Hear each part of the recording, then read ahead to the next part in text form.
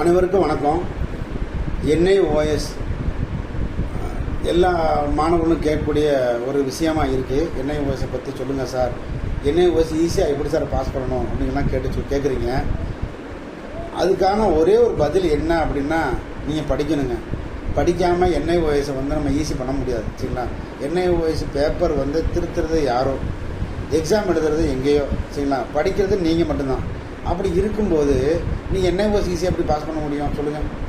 அதனால் தயவுசெய்து மாணவர்கள் கவனிக்கக்கூடிய முக்கியமான ஒரு விஷயம் என்ன அப்படின்னு கேட்டிங்கன்னா, 20 மார்க் அசைன்மெண்ட் போட்டுருவாங்க.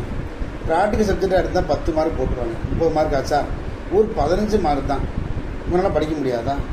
ஈஸியாக படிச்சிடலாம். நீங்கள் படிக்கிறதுக்கு கண்டிப்பாக உங்களுக்கு டைம் இருக்கும், இல்லாமலாம் இருக்காது. ஒரு நாள் முழுதும் கூட ஒரு டைம் இருக்கும். நீங்கள் ஆனால் அது யூட்டிலைஸ் பண்ணுறது கிடையாது. சரிங்களா? அப்போ நீங்கள் மாணவராகிய நீங்கள் என்ன செய்யணும்? விடிய காலம் 5 மணிக்கு எந்திரிச்சிட்டு 1 ஹவர் படிங்க. ஒரு ஒர்க்கு போகிறீங்களா, ஏதாவது வேலைக்கு போகிறீங்களா, நீங்கள் போயிட்டு சாயந்தரம் அதே மாதிரி ஒரு 1 ஹவர், இந்த 2 மணி நேரம் போதுங்க நீங்கள் நல்ல மார்க் எடுக்கிறதுக்கு. இல்லை சார் அதுவுமே முடியாது, நாங்கள் டைம் என்டர்டைன்மெண்ட்லாம் எங்களுக்கு அதிலே போயிடுது, வேலை போட்டு தான் என்டர்டைன்மெண்ட்லாம் எங்களுக்கு வேலையெல்லாம் போயிடுது, ஷார்ட்ஸ் போடுவோம், அது போடுவோம், இது போடுவோம், அதனால் அதில் டைம் போயிடுது, வீட்டு வேலை செய்கிறது சரியாக போயிடுது அப்படின்னா ரொம்பலாம் கூட வேணாம் சார். ஒரு அரை மணி நேரம் நீங்கள் படிக்கலாம். ஏன் படிக்கலை, ஏன் படிக்க மாட்டேங்கன்னா உங்களுக்கு தெரிய மாட்டேங்குது. சரிங்களா? மாணவர்களுக்கு என்றைக்கு நீங்கள் நம்ம பாதை முன்னேற்றமாக கொண்டு போகணும் அப்படின்னு நினைக்கிறீங்களோ அன்றைக்கி நீங்கள் படிக்க ஆரம்பிச்சிடலாம். சரிங்களா? அது வேலை பார்க்கணும்னு நான் சொல்கிறேன். வேலையே பார்க்கல சார், 24 நான் படிக்க தான் ஆர்வமாக இருக்கேன் அப்படின்னு சொல்கிறவங்க அதில் கொஞ்சம் என்டர்டைன்மெண்ட் இருக்க தான் செய்யும். அது போக ஒரு 8 ஹவர்ஸ் உட்காந்து காலையில் என்ன செய்யணும், நீங்கள் தேரி படிக்கணும், ஒரு ப்ராக்டிக்கல் எழுதணும், அசெம்பிளி பண்ண உட்காந்து எழுதணும், இதெல்லாம் பண்ணி வச்சுட்டிங்கன்னா என்ன செய்யலாம்? நீங்கள் அழகாக நீங்கள் அந்த நேரத்தில் எக்ஸாம் தேரி எக்ஸாம் எழுதிடலாம், அசைன்மெண்ட் எழுதி வச்சுருந்தா அப்படியே அப்லோட் பண்ணிடலாம், ப்ராக்டிக்கல்லாம் செஞ்சு வச்சுருந்தீங்கன்னா அப்படியே கொஞ்சம் கொடுத்துடலாம், ப்ராக்டிக்கல் எக்ஸாம் எழுதிடலாம். இப்போ எல்லாமே ஈஸியாக உங்களுக்கு முடிஞ்சிடும். சரிங்களா? அப்போ 30 மார்க் இதில் வந்துருச்சுன்னா பாக்கி படித்து எழுத போகிறீங்க. இப்போ சரிங்க, ப்ராக்டிக்கல் எனக்கு இல்லை சார், தேரி மட்டும் தான் சார் இருக்குது, நான் எப்படி சார் பாஸ் ஆகணும்? ஒன்றுமே பிரச்சனை இல்லைங்க. உங்களுக்கு 20 மார்க் இருக்குது. 20 மார்க்கு தேரி போட்டுறாங்களா மார்க்கு, இது அசைன்மெண்ட் போட்டுருவாங்க. சரிங்களா? தேரி எக்ஸாம்பிள் ஒரு 20 மார்க் எடுத்துட்டீங்கன்னா வேலை முடிஞ்சு போச்சா? இப்போ எல்லாம் ஈஸி தான். படிக்க தான் மனசு வர மாட்டேங்குது. படிக்கணும். நம்ம மாணவர்களாகிய நாம் படிக்கிறதுக்கு ஆர்வம் காட்டணும். இன்றைக்கி ஒரு பாஸ்போர்ட் அப்ளை பண்ணோம்னா மினிமம் குவாலிஃபிகேஷன் 12th வேணுங்கிறான். சரிங்களா? அது மாதிரி எந்த ஒரு ஜாபுக்கு போனால் படிச்சிருக்கீங்களான்னு கேட்குறாங்க. ஏன் கேட்குறாங்க?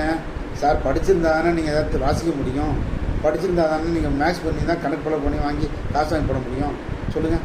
அதே மாதிரி எல்லாவையுமே அதில் தான் அடங்கியிருக்கு. ஒரு அரசியல் பேசணுன்னா நமக்கு சோசியல் சயின்ஸ் வேணும்.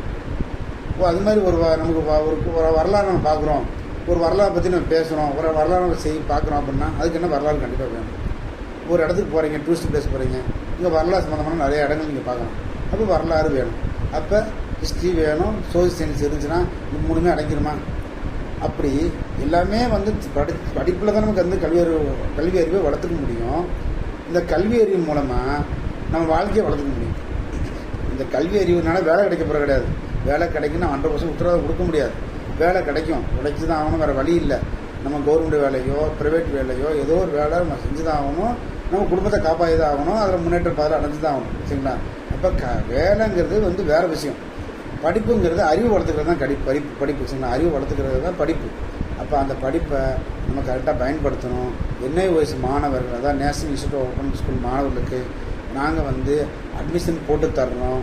சரிங்களா? அசைன்மெண்ட்டுக்கு நாங்கள் கொஸ்டின் பேப்பர் எடுத்து கொடுத்துருவோம். ப்ராக்டிக்கலுக்கு நீங்கள் ஸ்கூல்லவே கேட்டு எடுத்துக்கலாம். சரிங்களா? வீட்டிலே உட்காந்து நீங்கள் படிக்கலாம். இல்லை எங்களுக்கு படிக்கிறதுக்கு டீச்சர்ஸ் வேணும்னா சொல்லுங்கள், டீச்சர்ஸும் நாங்கள் ரெடி பண்ணி தர்றோம். சரிங்களா? டீச்சர் ரெடி பண்ணி கொடுக்கணும். நீங்கள் நல்லா படித்து நல்ல மார்க் வாங்கி நல்ல வேலைகளுக்கு நீங்கள் போகணும் அப்படின்னு தான் நான் சொல்ல வரணும். ஏன்னா எங்கிட்ட படித்த மாணவர் நிறைய பேர் பார்த்தீங்கன்னா இன்னும் ஒவ்வொரு இடத்துலையும் ஒரு வேலையில் இருக்காங்க.